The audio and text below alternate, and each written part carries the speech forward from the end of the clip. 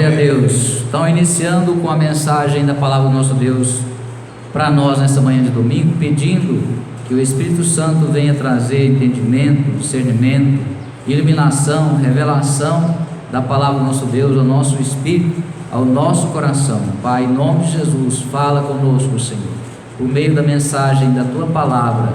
Ó Senhor, abra o nosso entendimento para compreendermos as Sagradas Escrituras.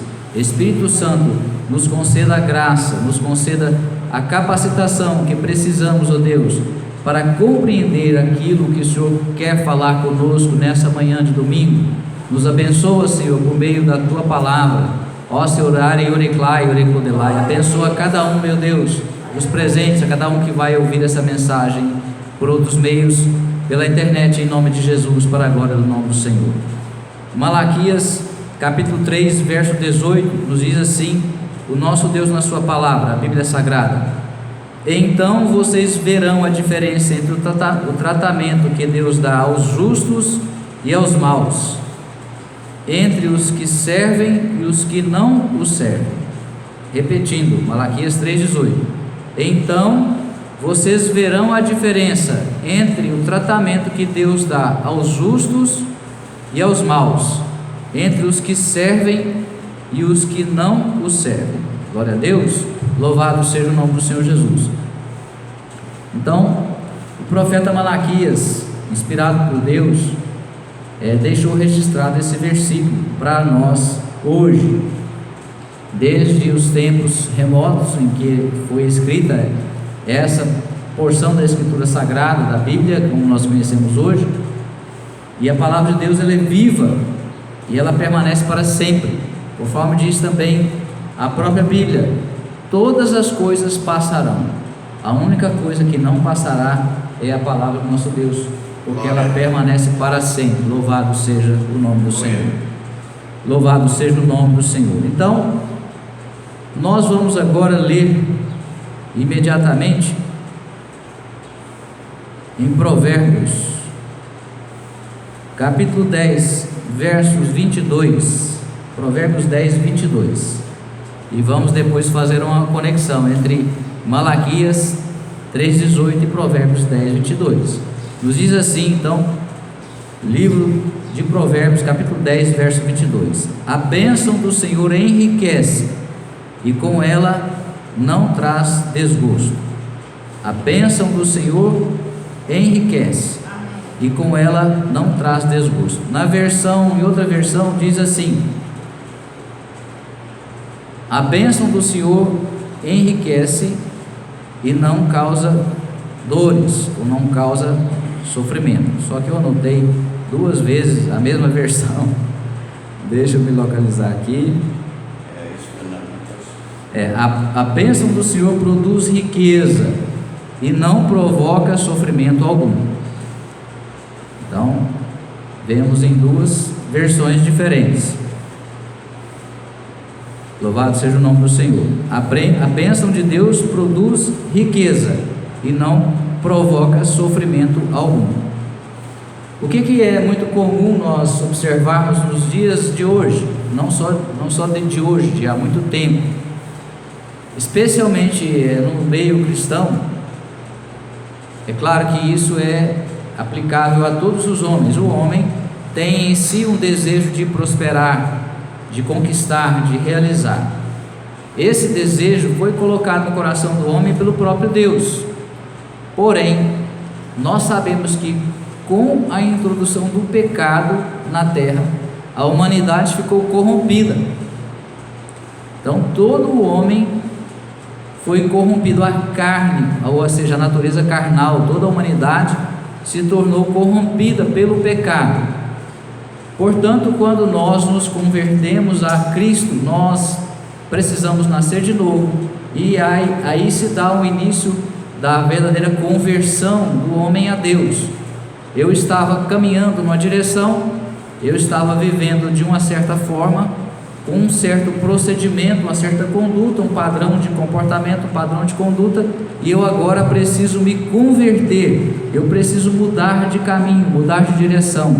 Eu agora preciso andar num caminho que é chamado pela Bíblia o caminho. o caminho, é o único caminho que nos conduz a Deus. Jesus disse assim: ninguém vem ao Pai senão por mim. E ele também disse: eu sou o caminho, a verdade e a vida. Não existe outro caminho que nos conduza o homem a Deus, só existe um caminho. Então agora nós precisamos entrar nesse caminho, tomar esse caminho, seguir esse caminho. E a palavra do nosso Deus nos diz também que o Espírito Santo está atrás de nós, nos mostrando o caminho, nos apontando o caminho e falando conosco: este é o caminho, segui-o. Olha só o amor, o cuidado de Deus. Ele enviou o Espírito Santo para estar conosco, para estar sobre nós, para estar entre nós e até mesmo dentro de nós, ligando o nosso espírito ao Espírito de Deus. O próprio Espírito Santo habita em nós. A palavra de Deus deixa clara que nós somos habitações para o templo, habitação para o Espírito Santo, para o Espírito de Deus. E agora Ele está nos aconselhando, Ele quer nos aconselhar, mas para que nós possamos ouvir a sua voz, nós precisamos entrar num relacionamento de mais proximidade, de mais intimidade com o nosso Deus, se assim nós desejarmos, se assim nós quisermos.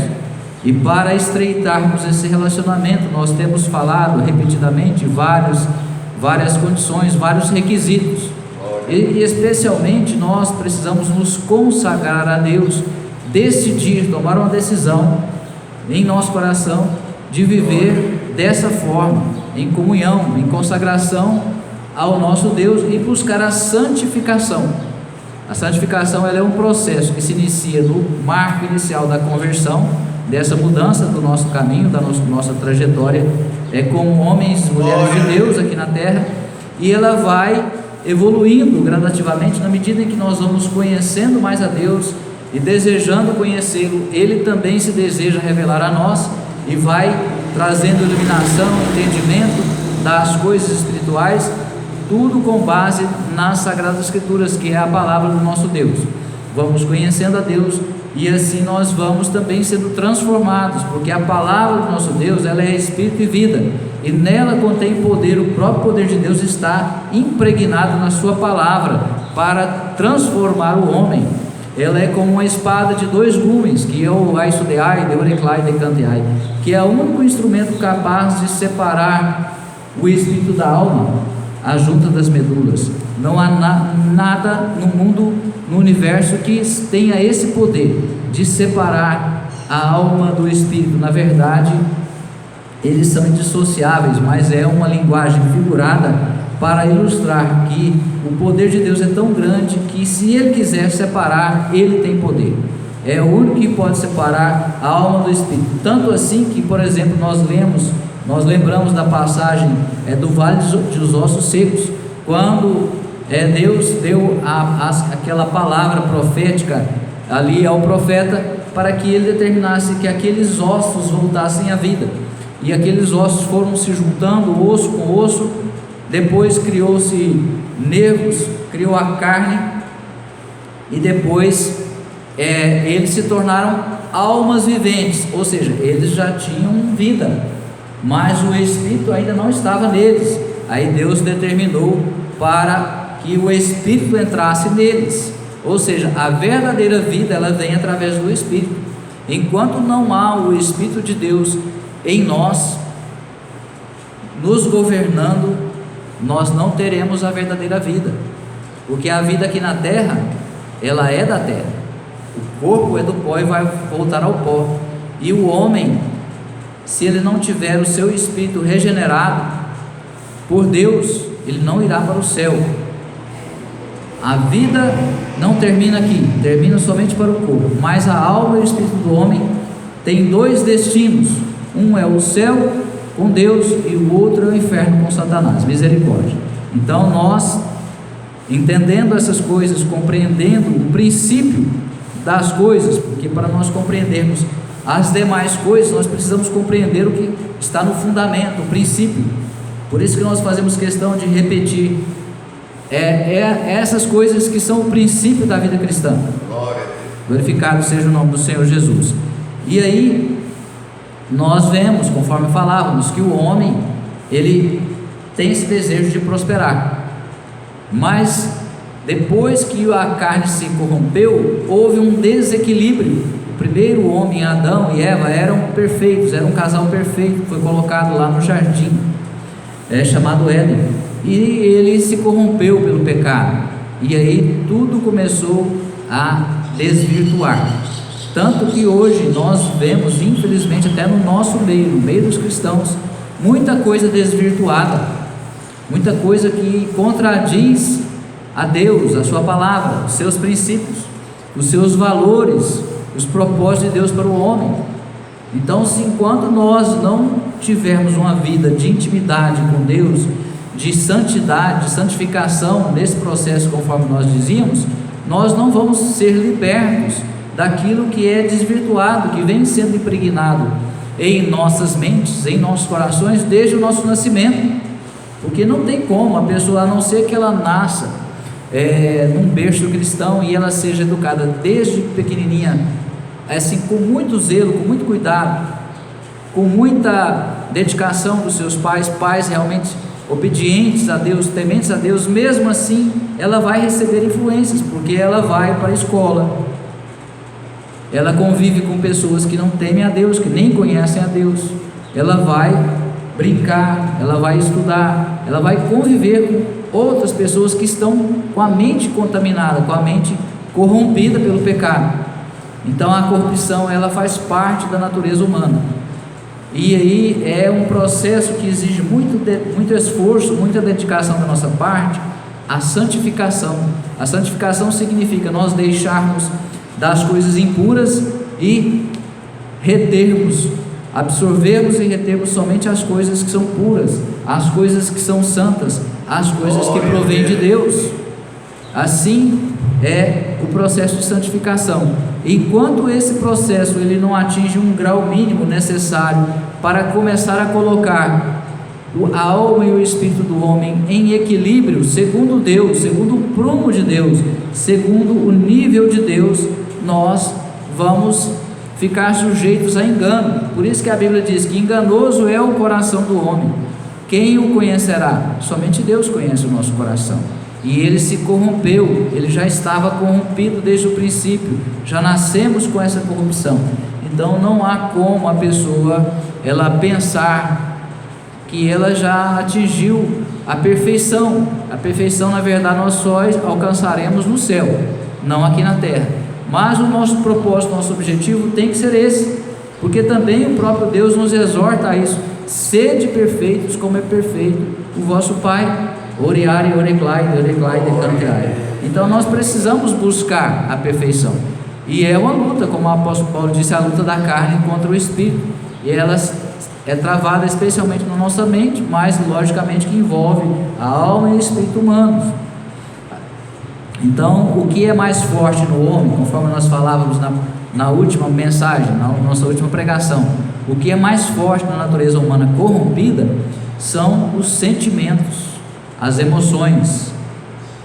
Então o grande ponto nevrálgico, o ponto mais sensível do homem são as suas emoções, os seus sentimentos.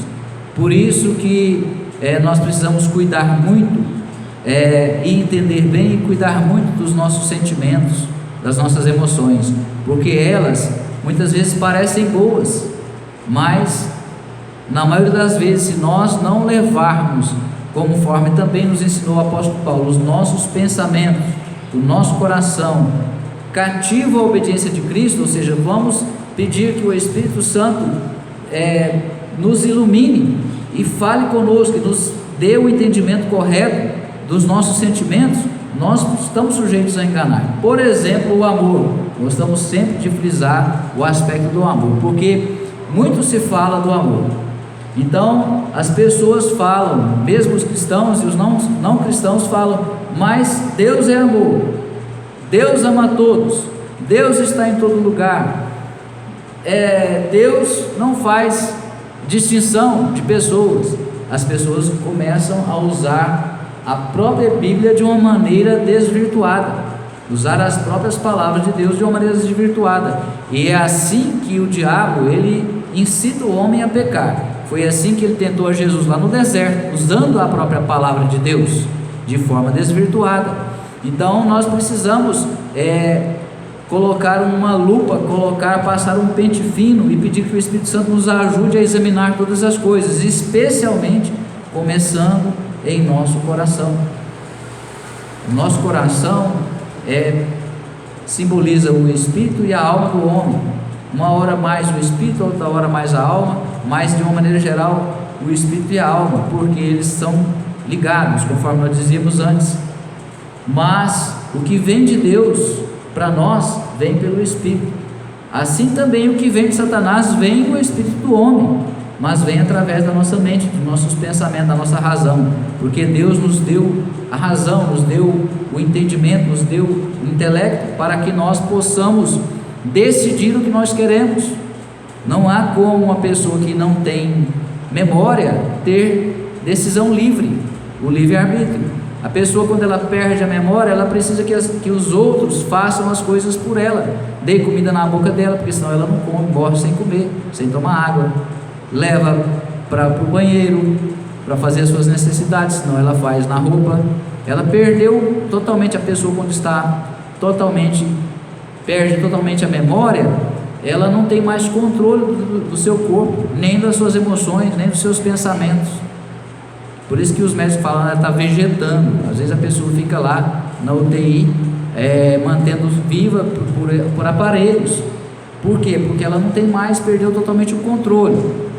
Então, se eu não usar a minha inteligência, o meu intelecto, eu não vou conseguir compreender as coisas de Deus. Porém, você, todos nós precisamos do Espírito Santo para trazer as verdades de Deus e iluminar aquilo que está diante de nós, aquilo que está dentro de nós, e assim nós compreendermos o que é bom e o que é mal, o que é justo e o que é injusto, o que é puro, o que é impuro, o que é santo e o que é profano.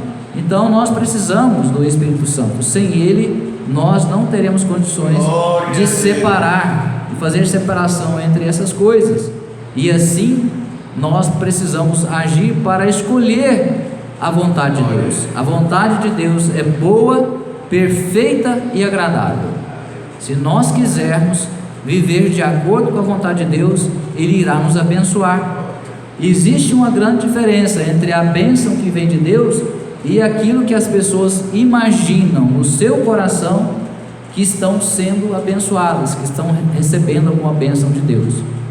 Às vezes é muito sutil, às vezes o próprio cristão pensa, não, é a minha bênção, né? Isso ocorre muito, conforme nós falamos na hora de sentimentos e emoções, ocorre muito quando as pessoas vão escolher com quem casar. Não, ele é a minha bênção, nossa, mas Deus preparou para mim, que gracinha, que bonitinho, né? Vai me fazer feliz. E ela da mesma forma, não, é o homem que eu queria, é a bênção que Deus tem para mim. A pessoa muitas vezes quer tanto, a vontade dela, ela quer tanto que a vontade dela prevaleça, que nem Deus pode obrigá-la a compreender, forçar, interferir na decisão da pessoa.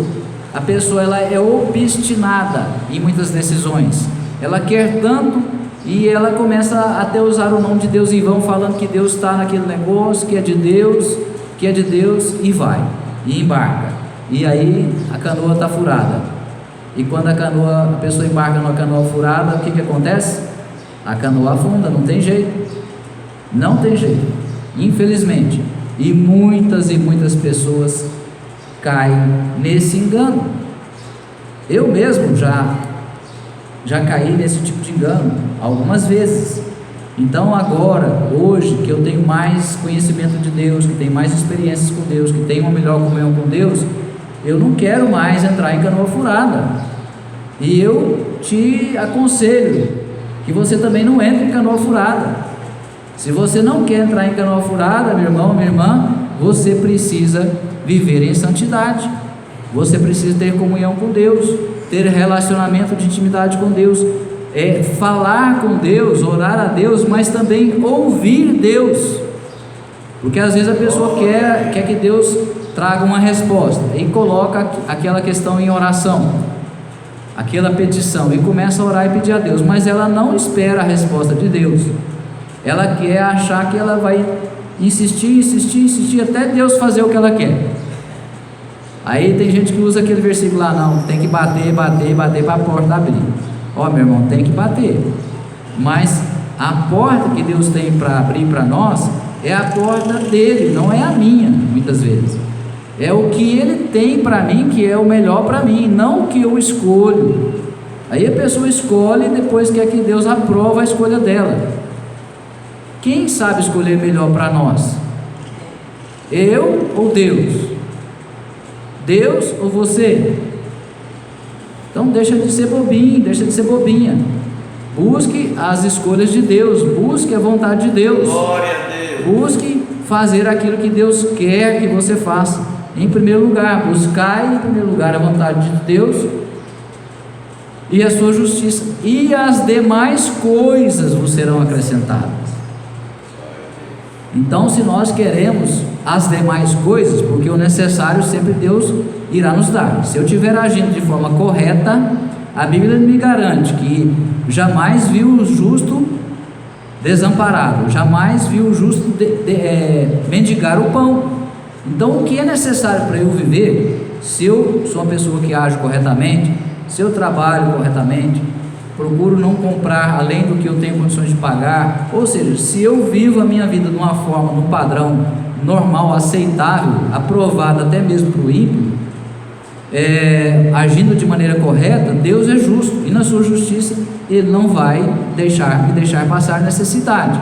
Agora, demais coisas, o extraordinário, o incomum, eu preciso agradar a Deus, eu preciso colocar Deus em primeiro lugar, porque senão eu estou querendo ser recompensado por algo que eu não mereço, e Deus não é injusto, porque se Ele der para mim ou para você algo que nós não merecemos, no sentido não é nem tanto a questão de mérito que nós conquistamos, porque é pela fé, nós conquistamos as bênçãos pela fé, mas o mérito no sentido de estarmos preparados para receber a bênção, de estarmos aprovados por Deus naquele assunto, naquela situação, naquela questão que nós estamos querendo receber de Deus a bênção, porque Deus não dará uma bênção se você não estiver pronto para receber dela, porque se você receber e não estando pronto, ela não vai ser bênção para você, aquilo que você quer, não vai ser bênção, você não está preparado, você vai fazer mau uso. É a mesma coisa da pessoa, uma pessoa que não sabe dirigir e ganhar um carro, enquanto ela não souber dirigir bem, ela não pode andar no carro, senão vai ser maldição, vai ser tragédia. Então as pessoas parece que tem, não sei se é preguiça de pensar ou se deixam levar muito pela emoção, pelo sentimento.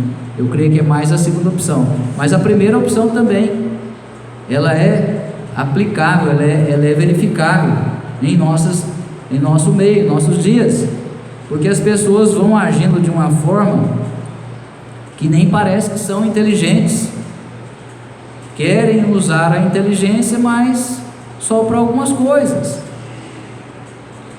e aí depois vem as consequências. Então, quando nós recebemos uma bênção que Deus tem realmente para nós, a bênção que Deus tem para nós, ela virá para nós no tempo certo, no tempo oportuno, julgado por Deus, decidido por Deus, não é por mim. Não, Deus, está na hora do Senhor me abençoar nisso. Rapaz, quem sabe é Deus. Eu tenho que estar preparado. Senhor, o que está faltando para eu receber tal bênção? O que eu preciso fazer? Em que eu preciso mudar? Em que eu estou falhando ainda? Deus, o que mais que eu tenho que fazer, que o Senhor quer que eu faça, que eu não estou fazendo?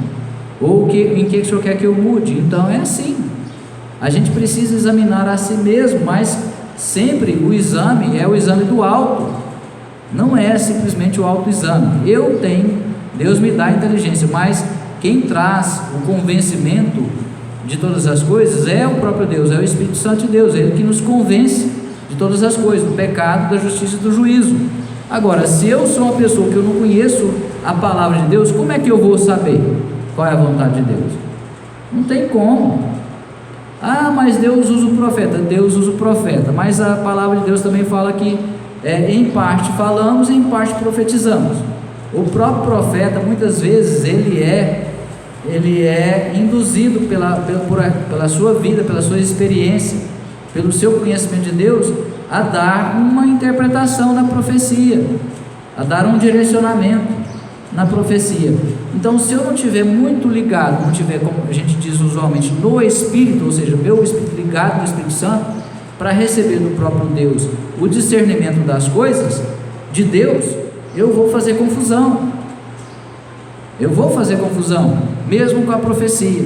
E aí, se eu acreditar que aquela profecia que não foi bem entendida é como eu quero que seja, eu posso tomar uma decisão errada também. De todo jeito, não tem como. Eu preciso ter o conhecimento de Deus. Se eu quero que Deus haja por mim, na minha vida, eu quero que Deus me abençoe, e eu quero que a bênção que vem de Deus, ela seja conforme nós lemos em Provérbios agora, 10:22, que ela produza riqueza, ou seja, ela me dê prosperidade, em todos os sentidos. Nós não estamos falando só de prosperidade material, financeira, mas em todos os sentidos, e não cause nenhum sofrimento.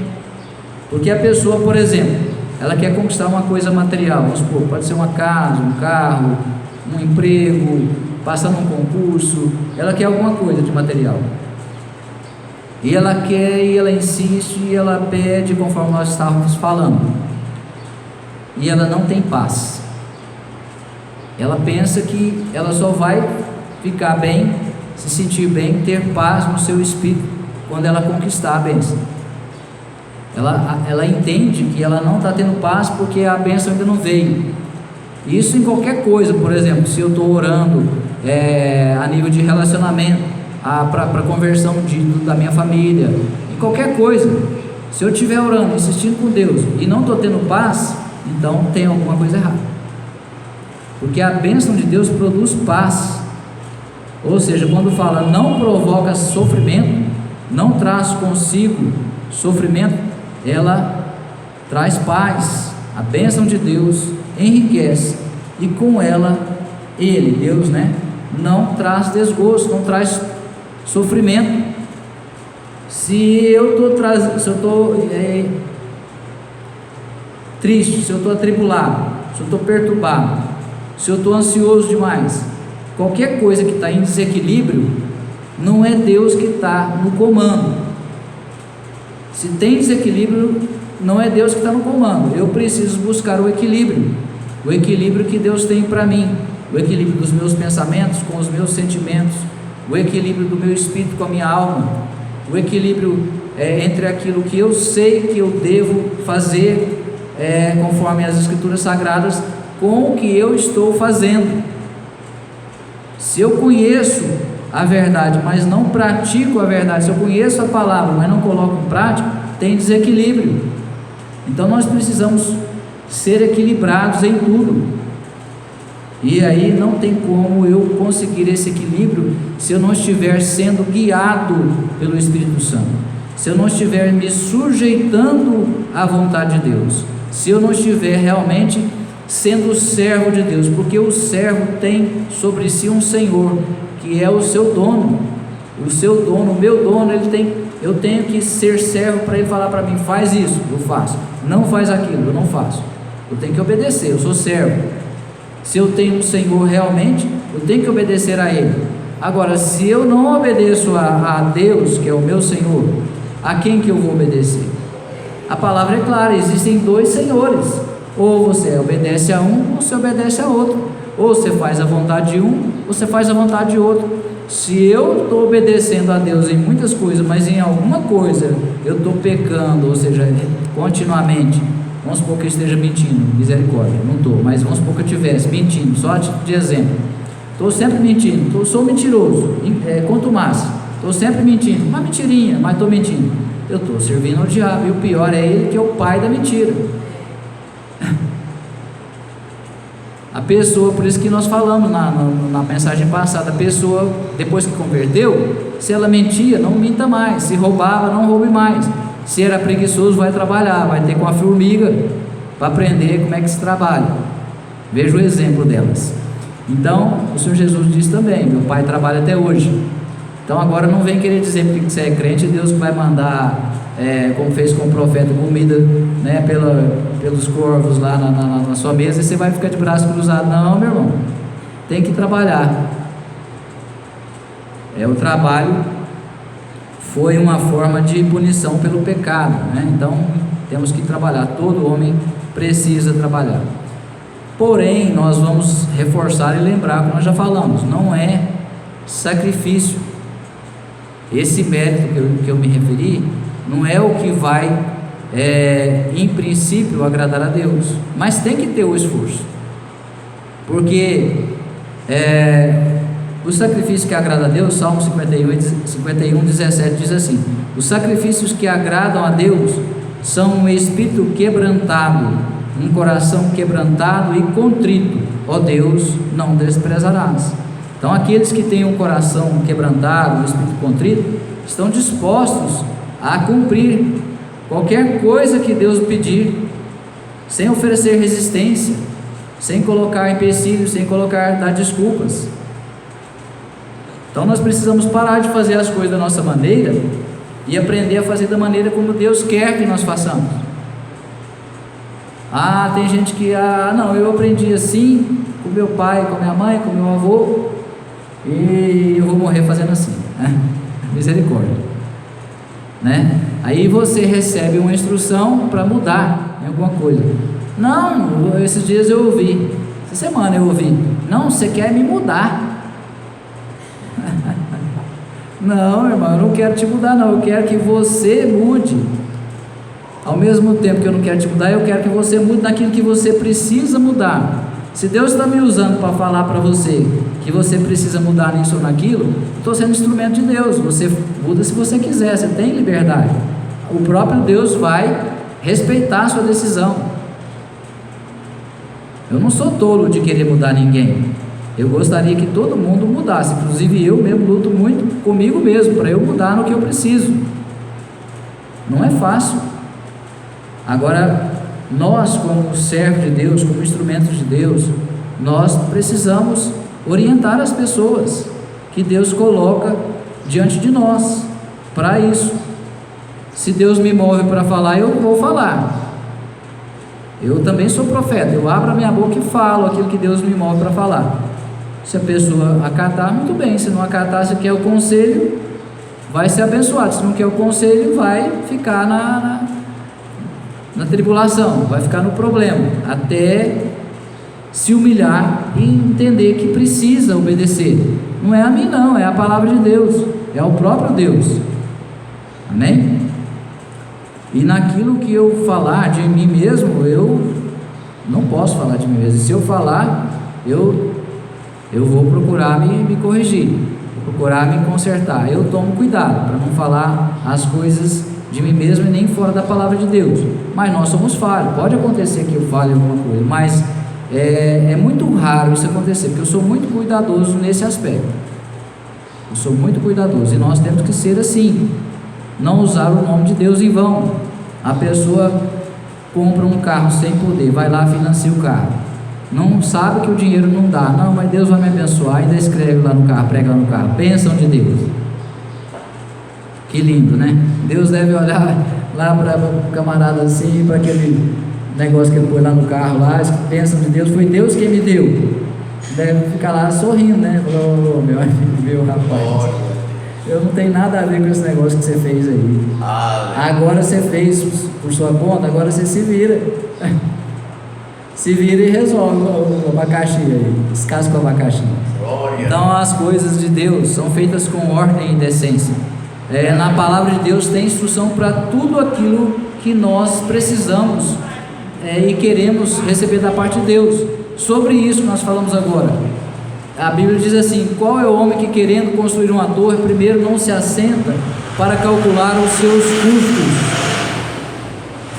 Qual é o homem que primeiro não se assenta, querendo construir uma torre, e não se assenta para calcular os seus custos, para saber se vai ter condições de concluir? A pessoa faz, primeiro que já não tem condição mesmo, segundo quer colocar Deus no negócio, aí é de amargar, né? Então, nós precisamos buscar compreender qual é a vontade de Deus, e a vontade de Deus é sempre boa, perfeita e agradável.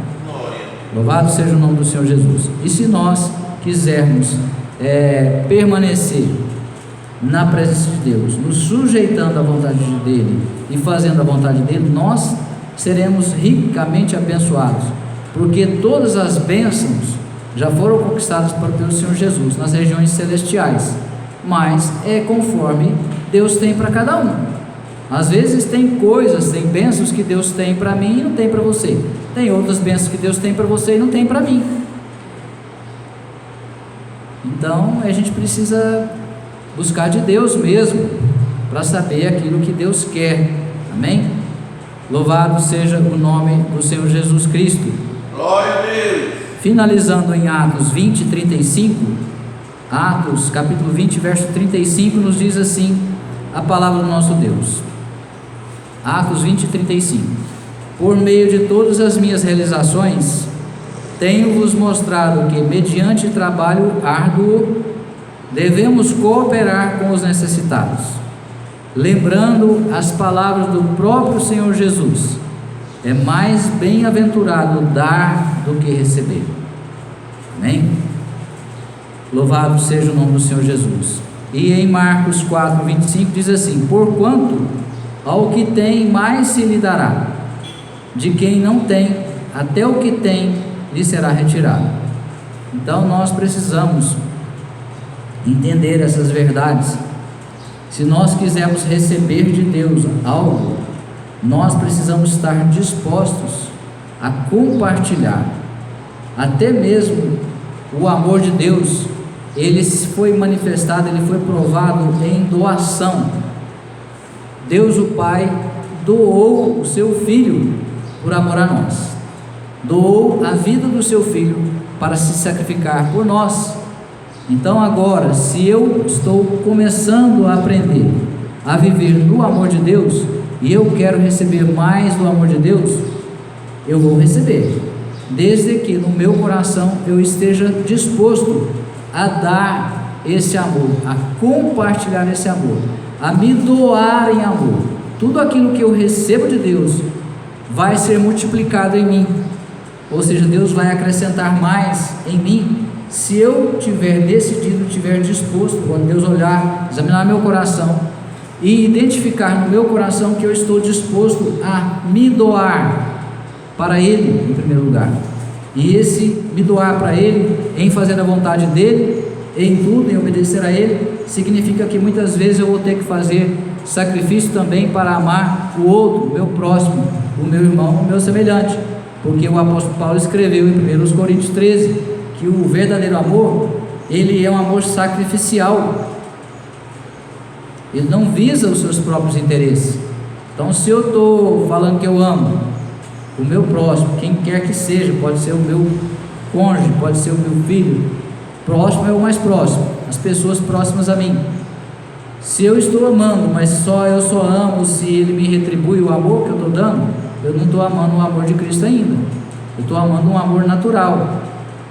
O amor pode ser filial, pode ser eros, pode ser qualquer tipo de amor, característica de amor, mas o verdadeiro amor é desse tipo, ele se doa, é dessa natureza. Essa é a natureza do amor de Deus, é doador, ele se doa.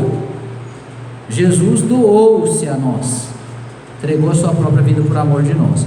Esse é o amor de Deus. Então não venha ficar falando aí que Deus é amor e você distorcendo como que é o amor de Deus. Entenda como é a natureza do amor de Deus.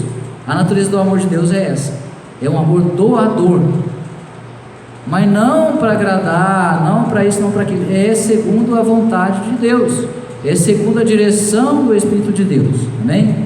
Então essa foi a mensagem do nosso Deus para nós nessa manhã. Pai querido, Senhor amado, nós te damos graças por essa mensagem, por essa palavra, que o Senhor traga, meu Deus, cada dia mais as virtudes do Senhor Jesus para nós, acrescentando especialmente mais do Teu amor em nossos corações, e nos ajuda, nos ensina, nos orienta, nos capacita para vivermos em amor, nos doando para o Senhor e também amando o nosso próximo, o nosso irmão, nosso semelhante, com este mesmo amor com o qual o Senhor nos tem amado. Em nome de Jesus nós pedimos, abençoa os presentes, abençoa todos que vão ver essa mensagem depois pela internet. Em nome de Jesus, que todos sejam ricamente, poderosamente abençoados, em nome do Senhor Jesus, para a honra e glória do Pai, do Filho e do Espírito Santo de Deus. Amém e graças a Deus.